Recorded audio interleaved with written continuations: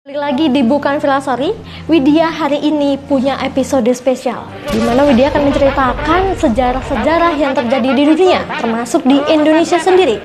Sesuai judulnya, kali ini Widya akan menceritakan sebuah peristiwa yang terjadi 78 tahun yang lalu, tepatnya di tanggal ini juga, tanggal 19 September 1945. Ada apa sih sebenarnya di tanggal 19 September ini? Jadi, di tanggal ini ada peristiwa perobekan bendera Belanda menjadi bendera Indonesia atau lebih dikenal dengan nama Insiden Hotel Yamato. Sebuah peristiwa meletusnya pertempuran 10 November 1945. Kenapa dinamakan Insiden Yamato, Widya? Jadi memang kejadian atau peristiwa ini memang terjadi di Hotel Yamato itu sendiri, atau yang sekarang berubah nama menjadi Hotel Majapahit yang berlokasi di Surabaya.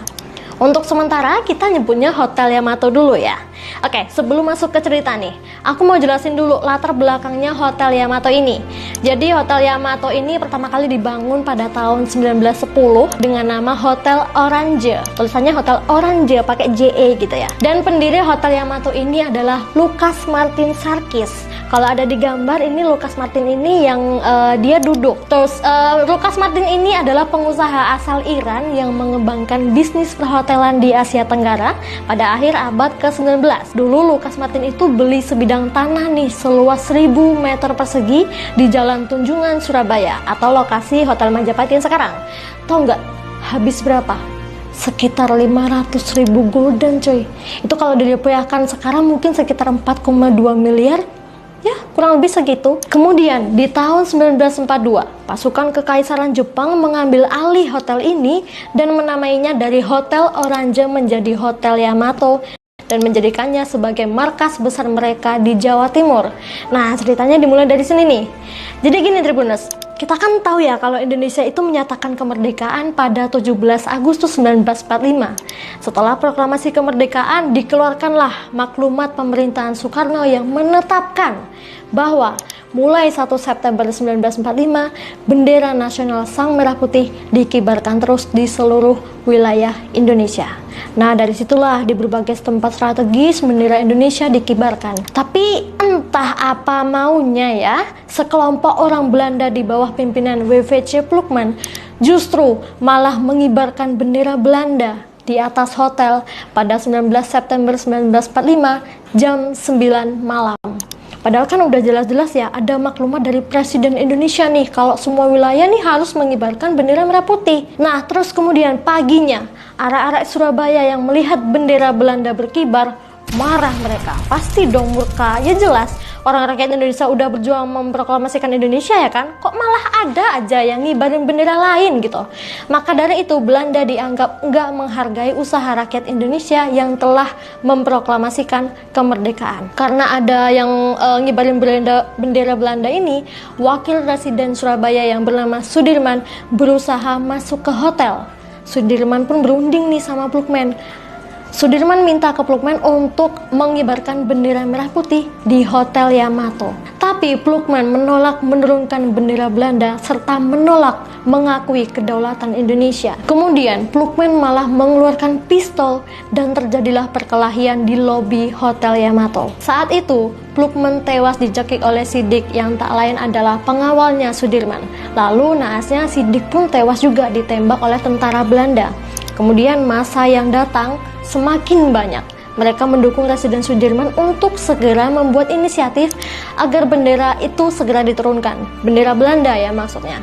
Terus kemudian Residen Sudirman bersama Haryono yang nggak lain adalah pengawalnya juga, akhirnya keluar ruangan dan memberikan informasi kepada massa bahwa perundingan buntu tanpa hasil. Mereka menolak menurunkan bendera itu.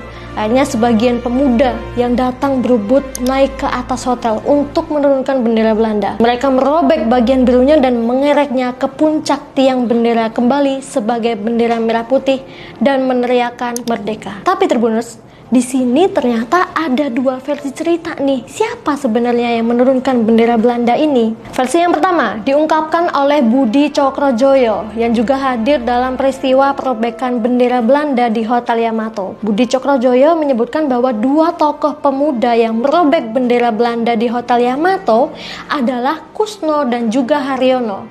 Haryono disebut naik ke atap setelah perundingan dengan pihak Belanda gagal dan ia keluar dari hotel bersama Residen Sudirman.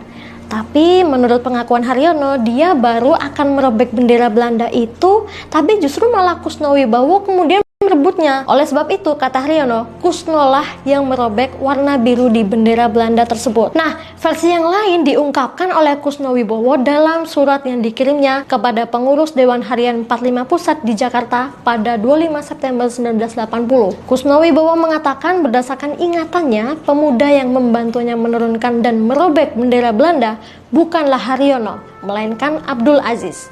Lantas kemudian pada tahun 1972, Dewan Harian Daerah atau DHD Angkatan 45 Provinsi Jawa Timur membentuk nih tim peneliti data-data sejarah DHD Angkatan 45 Jawa Timur.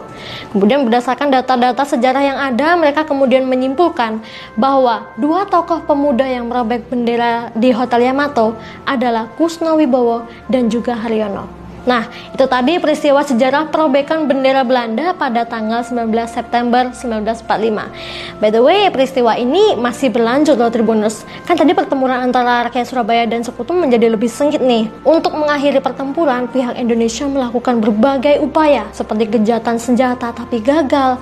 Tapi akhirnya pertempuran di Surabaya baru dapat diakhiri pada 10 November 1945. Mungkin lain kali kita bisa bahas kali ya pertempuran 10 November itu seperti apa gitu. Oke, segitu dulu aja cerita sejarah untuk hari ini. Nantikan cerita sejarah lainnya di Bukan Villa Story. Widya pamit.